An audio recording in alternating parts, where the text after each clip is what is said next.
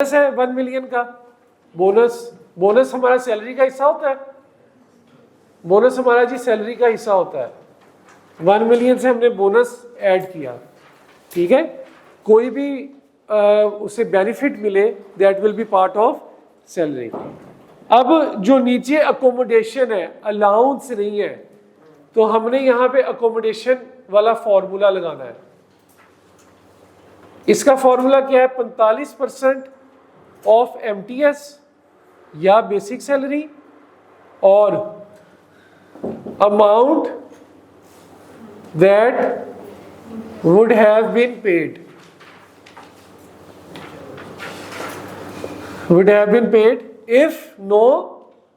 if no accommodation provided। तो 2,50,000 का 12 कितना निकला है? सॉरी 3 मिलियन का 45% 13,50,000 और amount that would have been paid if no accommodation provided. अब यहां पे उसने क्या किया है कि हमें फेयर मार्केट रेंट दे दिया है, तो हम क्या कंपेयर करेंगे? फेयर मार्केट रेंट से। इनमें से हायर कौन सा है? 45%, तो इट विल बी एडेड 13,50,000। ये सवाल मैंने इस assumption से कराया कि उसकी बेसिक सैलरी ही 2.5 लाख है। MTS का भी मैं आपको कुछ नहीं बताया, इस वजह से इस assumption के साथ कराया। ठीक है भाई, देखें सिंपल रूल है। थोड़ा सा एक दफा मैं फिर रिपीट कर रहा हूं ताकि आप लोगों में किसी की कोई भी कंफ्यूजन है वो क्लियर हो जाए। सिंपल चीजों को बेसिक से लेके चलना है। अगर तो अलाउंस देता है, अगर वो अलाउंस देता है, अब जरा लिखना छोड़ दें, सिर्फ फोकस करें इस कॉन्सेप्ट के ऊपर। अगर तो एम्प्लॉयर अलाउंस देता है तो वो अलाउंस सारे का सारा क्या होगा? टैक्सेबल।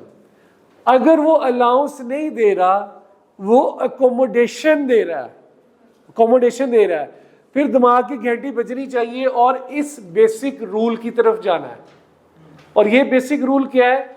अकोमोडेशन के केस में हायर अमाउंट लेंगे इन दो की, 45% ऑफ मिनिमम टाइम स्केल या बेसिक सैलरी। अगर MTS नहीं है तो बेसिक सैलरी। और दूसरे में amount that would have been paid if no accommodation provided. अगर कोई अकोमोडेशन ना देता तो एम्प्लॉयर को कितने पैसे देने पड़ते हैं एम्प्लॉई को। इन दोनों का कंपैरिजन करके जो हायर होगी वो किस में ऐड कर देंगे? Income from salary. अब ICAP ने थोड़ा सा ग्लिच ये डाला कि ये वाली अमाउंट तो कई सवालों में नहीं दी होती। वो क्या करता है, इसकी जगह दे देता है कि जो एम्प्लॉई को अकोमोडेशन प्रोवाइड की है उसकी रेंटल वैल्यू मार्केट में क्या है, उसकी रेंटल वैल्यू मार्केट में क्या है। तो हमने फिर इसकी जगह कौन सी अमाउंट उठा लेनी है? जो फेयर मार्केट। अब क्लियर हुआ है कुछ है? तो ये एक इसका पॉइंट है। इक्विटी इन्वेस्टमेंट की अकाउंटिंग किस तरह से होगी, उनकी अकाउंटिंग करने के लिए ये हमारे पास स्टैंडर्ड आया IFRS 9 फाइनेंशियल इंस्ट्रूमेंट्स। ये हमें बताएगा कि आपने डेट इन्वेस्टमेंट की अकाउंटिंग किस तरह से करनी है। हाँ, हमने या तो लिखा होगा फेयर मार्केट रेंट किस तरह से, अगर नहीं लिखा होगा तो अकेली रेंटल वैल्यू लिखी होगी, ये भी लेकिन हमारे से रेलेवेंट फेयर मार्केट रेंट ही होता है। ठीक है जी, ठीक है। अच्छा क्या हो गया भाई? अगर सोचा जाए ना, अच्छा जी, इसके बाद जनाब हमारे पास सोचे कि amount that would have been paid if no accommodation provided. तो मैंने आपको एग्जांपल कराई थी यहाँ पे, उसमें तो उसने बता दिया ना कि यार या तो हाउस ले लो या घर ले लो या फैक्ट्री में घर ले लो। IFRS तो यहाँ पे तो बड़ा क्लियर कट अंदर हमें जितने भी कि भाई वो अलाउंस नहीं ले रहा तो घर ले रहा है, तो उसकी जगह उसने उसे अलाउंस ही पे करना था। उनके बारे में फेयर मार्केट रेंट का बताया गया कि आपने किन किन चीजों को कहता है कि यार अगर मैं इसको, ठीक है, ये जो फ्री अकोमोडेशन दे रहा हूँ, अगर मैं इससे ना देता और फाइनेंशियल एबिलिटी, ठीक है, तो ये बाहर भी तो जानी थी ना उनके डिस्क्लोजर के बारे में। बताया गया कि जनाब फेयर मार्केट तो उसकी यही है, सबसे पहले या डेफिनेशन में एम्प्लॉयर जैसे मर्जी से इसको डिफाइन करना, तो वो बाहर उसके से बाद फेयर इसकी मार्केट से accounting उठा कैसे के इसे करनी दे है, रहा है उसके बाद एक आपने इसके डिस्क्लोजर्स कैसे देने हैं। तो ये इसकी थोड़ी एक बहुत और लॉजिक standard होता बनाने है। की कोशिश करता है, लेकिन इन केस अगर आपको लॉजिक समझ IAS नहीं भी लग रही 39 के नाम से जस्ट फॉर्मूले पे फोकस करके वो इसको हल कर स्पेसिफिकली अकाउंटिंग अल्लाह का नाम ले और बस लिख के लॉजिक की बात है तो कोई बात नहीं, टैक्स के अंदर लॉजिक ना भी समझ लगे तो इट्स ओके। सिंपल है, Hedging का मतलब 45% और अमाउंट हेजिंग का मतलब होता है कि जनाब आप अपने फ्यूचर रिस्क को क्या कर रहे हैं, सिक्योर कर रहे हैं, अकोमोडेशन प्रोवाइड। ठीक है। कोई कॉन्ट्रैक्ट आपने कर अच्छा लिया, आप थोड़ा सा normally ये इसको भी डिस्कस financial कर लेते हैं, instruments की एमटीएस क्या होता टाइप है। होती है। ये पहले ये स्टैंडर्ड था Minimum IAS time 39, ये पुराना स्टैंडर्ड है। इसकी हम लोग इंशाल्लाह काफी अब प्रैक्टिस इसके करेंगे बहुत सारी ताकि आप लोगों को हर 95% तरह का चीजें हैं concept वो जो है वो IAS clear हो। RS 9 में शिफ्ट कर गई हैं। अल्टीमेटली हेजिंग का भी थोड़े टाइम में जो गवर्नमेंट के इदारे हैं, स्विच कर देगा और गवर्नमेंट के इदारों में ठीक है। जो अब ये ग्रेड एक standard स्केल मौजूद होता है ना, दिस इज ओनली फॉर वो ग्रेड स्केल एक टाइम स्केल अच्छा से अब चलता है। हेजिंग का मतलब क्या होता है, जैसे मैंने आपको बताया है। टू सिक्योर उसको वो time मतलब scale आपने कहते हैं। प्रेजेंट में कॉन्ट्रैक्ट कर लिया कि भाई साहब हर future ग्रेड में का आगे एक ये, स्केल होता है मैं जिसे वो आपको 10 time लाख रुपए scale की चीज कहते है आज डिसाइड कर लेते हैं, उस time मैं 11 लाख scale रुपए के परचेज करूंगा ऊपर ताकि जो प्राइस सबसे फ्लक्चुएशन minimum होती भी है quantity शुरू वाली तो ना होती है, उसे सेलर को कोई minimum मसला time हो scale ना ही कहते बायर को कोई मसला हो, सबसे दोनों को हाईएस्ट पता हो वाली को कितने पैसे मैक्सिमम देने हैं। टाइम स्केल कहते हैं।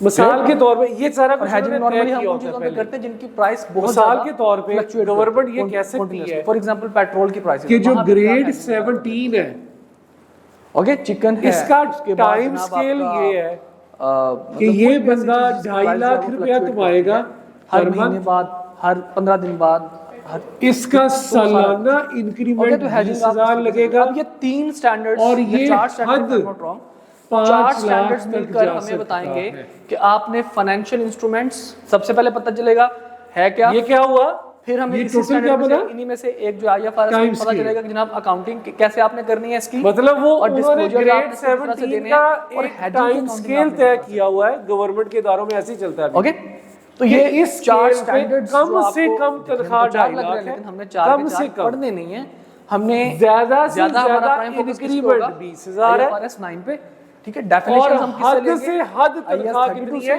डिस्क्लोजर्स हम किससे लेंगे IFRS 7 तो से, ये टाइम और IAS स्केल 39 पे से हम क्या लेंगे सिर्फ और सिर्फ जो hedging ये वाला वाली जो वैल्यू होती हमारा है ये क्या कहलाती है।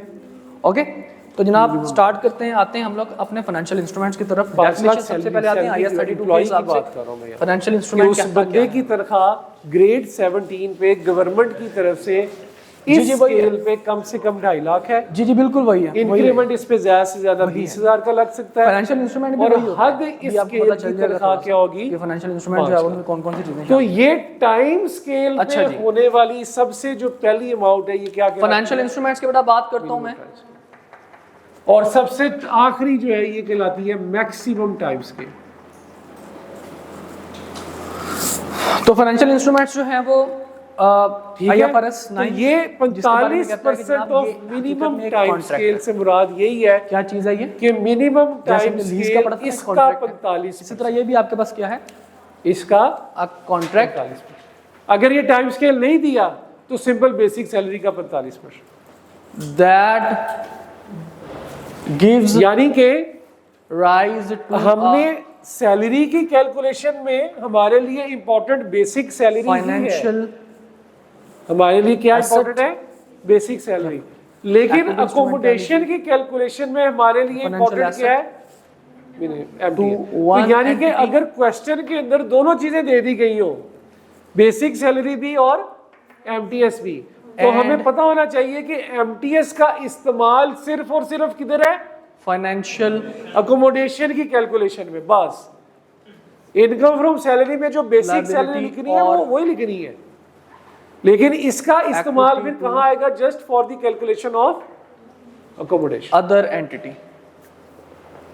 लगी समझ?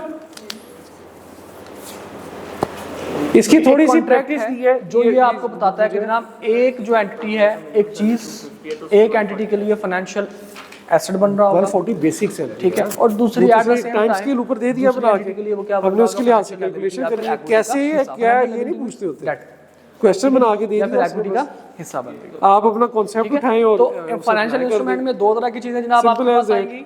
नंबर 1 यार ये is एग्जांपल 1 2 financial और asset. 3 ये तीनों जरा भेजना ग्रुप में, एग्जांपल 1 2 और 3। और नंबर 2 एग्जाम्पल 1, 2 और 3। फाइनेंशियल लायबिलिटी, आलो में है किसी के पास इसकी और? एग्जाम्पल 1, 2 और 3 जरा ग्रुप में भेज दें। इक्विटी।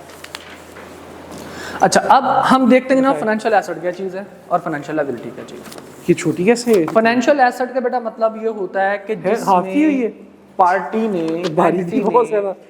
पैसे रिसीव करने हो, पैसे क्या करने हो, इधर है हाँ, ये एग्जाम्पल 1, 2 और 3। ठीक है। एसेट की डेफिनेशन तो आपको पता ही है कि एसेट की डेफिनेशन का मतलब क्या है जनाब, क्या ये है कुछ asset definition? एग्जांपल्स हैं जी कि जिसमें इनको बगैर सॉल्यूशन के हमने हल future करना benefit जो है है और वो सबने हल करना है।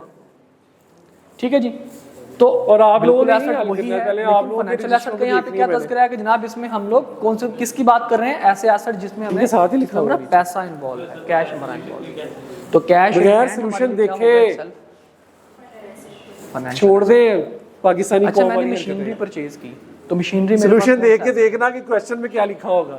जी, वो प्रॉपर्टी प्लांट इक्विपमेंट होगा, वो फाइनेंशियल एसेट इसलिए तो कहते हैं control नहीं करें। होगा। क्यों फाइनेंशियल एसेट नहीं होगा? क्योंकि मुझे उसके बदले में पैसे नहीं मिल रहे। ठीक है, मिल मुझे गया उसके बदले में सबको? पैसे, पैसों वाला जनाब ये एसेट आप सबके पास आ गया? तो अगर मैं बात करता हूँ रिसीवेबल्स की या डेटर्स की, मेरा इंटरनेट ही नहीं चलता सुबह सुबह। डेटर्स क्या है जनाब, ये पैकेज फाइनेंशियल एसेट हो गया। अच्छा, अगर डेटर्स, मेरे जो डेटर्स हैं मेरे लिए वो क्या फाइनेंशियल एसेट पता है? नहीं, मेरे तो वाले में जो लगता है दूसरी है एंटिटी कुछ होगी जो मेरे डेटर हैं उनके लिए मैं क्या होऊंगा?